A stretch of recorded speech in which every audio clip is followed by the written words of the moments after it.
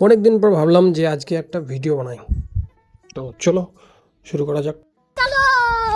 এই বিড়ালের বাচ্চাটা দিনের বেলা তো আমাকে দেখে খুব ভয় করে, আর সন্ধ্যা হলে আমার দরজায় এসে ডাকাডাকি করে। আর এটা হচ্ছে ওর মা।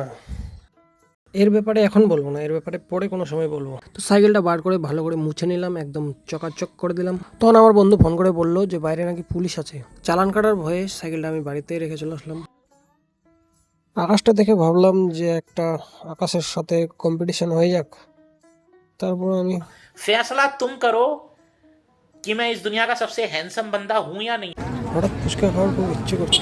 বাস, ফুচকা কেনা কমপ্লিট, ফুচকা ভাজাও কমপ্লিট। রান্নাঘরে কেউ ছিল না দেখে একটা ফুচকা খেয়ে নিলাম।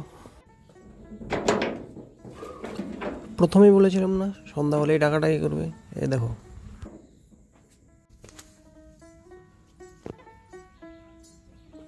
এই